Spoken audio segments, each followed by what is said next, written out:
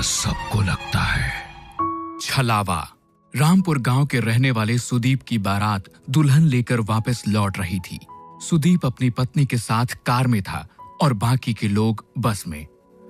सुदीप की car bus के साथ साथ ठीक उसके पीछे चल रही थी। रात बहुत हो चुकी थी और सुदीप की पत्नी रीमा को जोरों से नींद आ रही थी।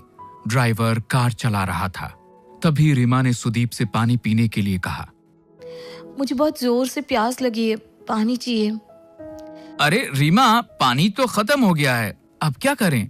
गांव पहुंचने में तो अभी काफी देर लगने वाली है। लेकिन इतनी देर प्यासी कैसे रहूंगी? आप लोग परेशान मत होइए, यहाँ आगे एक जगह पानी मिल जाएगा। कुछ दूर जाकर ड्राइवर ने कार को रोक दिया। सड़क के किनारे एक हैंडपंप बना हुआ था।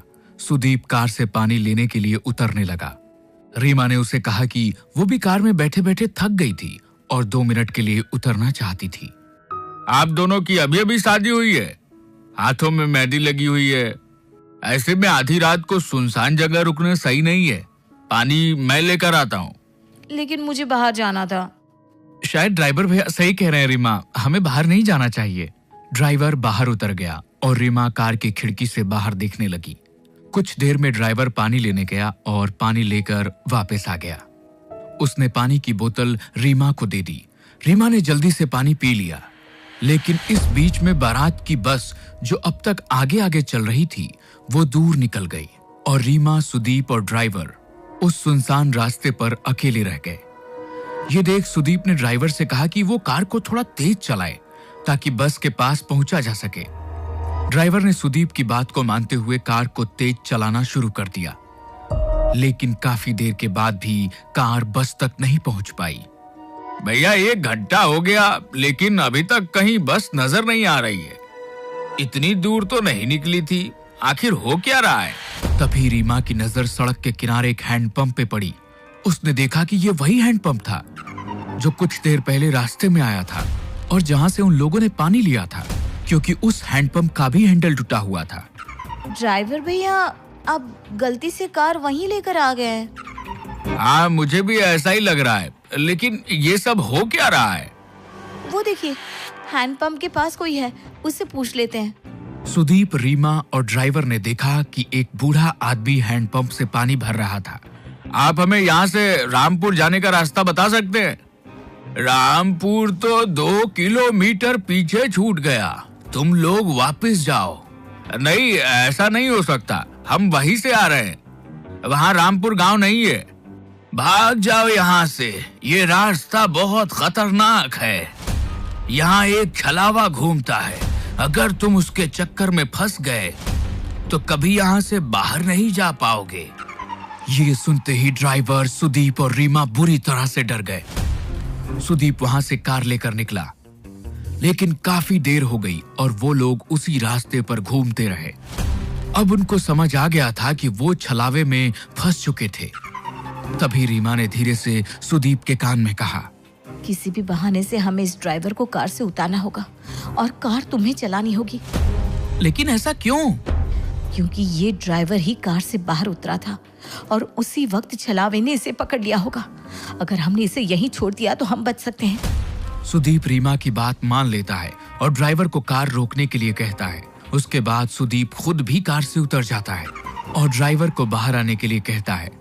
ड्राइवर बाहर निकलता है और सुदीप उसे धक्का देकर खुद गाड़ी में बैठ जाता है। सुदीप और रीमा वहां से भाग निकलते हैं। कुछ दूर जाने पर उन्हें अपनी बारात वाली बस नजर आती है।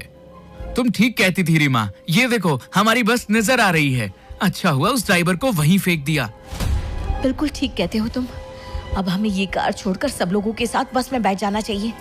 सुदीप कार को बस के आगे रोक देता है और वे दोनों अपने घर वालों के साथ बस में बैठ जाते हैं। बस आगे बढ़ने लगती है।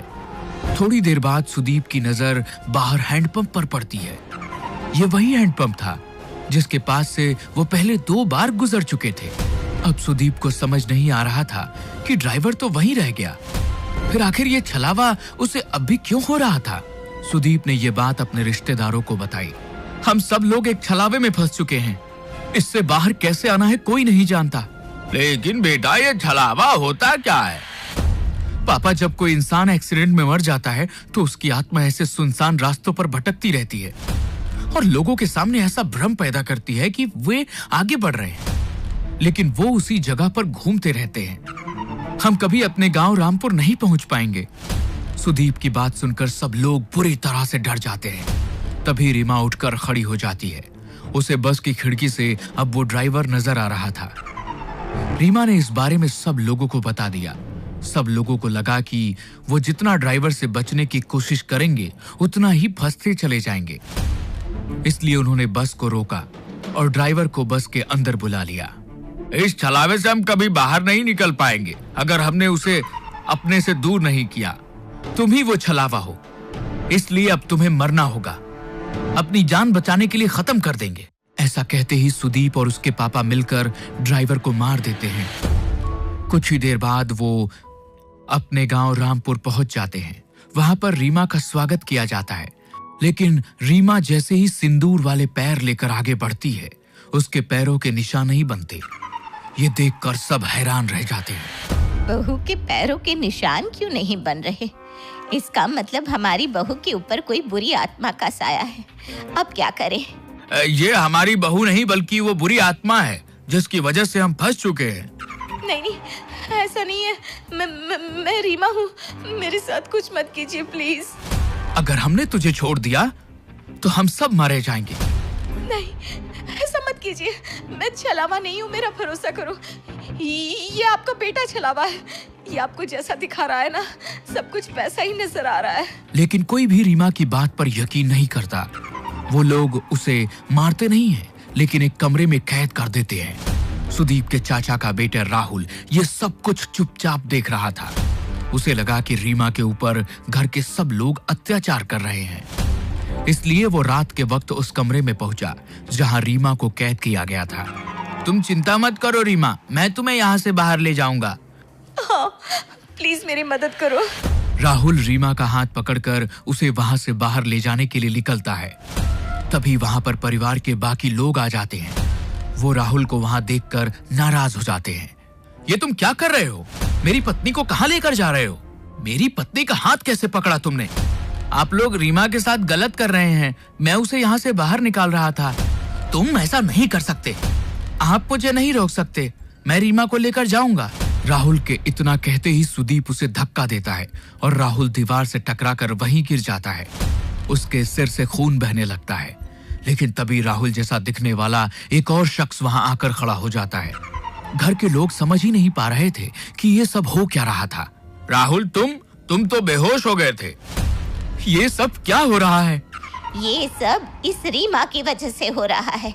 हमें इसका कुछ करना होगा। ठीक कहती हैं आप माँ। सुदीप आगे बढ़कर रीमा के बाल पकड़ लेता है और उसे खींचकर दीवार में धक्का देने की कोशिश करता है। रीमा झटके से दीवार से टकरा जाती है और तभी एक जोरदार चीख सबके कानों में सुनाई देती है। लेकिन यह चीख रीमा की नहीं बल्कि सुदीप की थी। रीमा ने पास में पड़े हुए एक डंडे से सुदीप के सर पर वार किया, जिसके वजह से उसके अंदर मौजूद छलावे का साया उसका शरीर छोड़कर बाहर निकल गया। सुदीप कुछ देर के लिए बेहोश होकर गिर पड़ा, लेकिन बाद में सब कुछ ठीक होने लगा। असल में छलावा और किसी के अंदर नहीं बल्कि खुद सुदीप के अंदर था। ये जैसा जैसा हमें दिखा रहा था वैसा ही नजर आ रहा था, लेकिन अब वो साया यहाँ से जा चुका है और अब कभी यहाँ वापस नहीं आएगा। लेकिन तुम्हें कैसे पता चला? मुझे इस पर शक हुआ क्योंकि मैंने ही कहा था शायद ड्राइवर छलावा है और इसने उसे मार दिया। उसके बाद इसने मेरे पैरों के निशान गायब करके सबका शक मेरे ऊपर डाला। लेकिन जब आप लोगों ने मुझे मारा नहीं बल्कि मुझे कमरे में बंद कर दिया, जब राहुल मुझे बचाना आया तो उसने मेरा हाथ पकड़ा ही नहीं था। छलावे की वजह से सबको ऐसा नजर आ रहा था। सुदीप ने उसे मारने की कोशिश की। तब मुझे समझ में आ गया कि असली छलावा सुदीप के अंदर मौजूद था।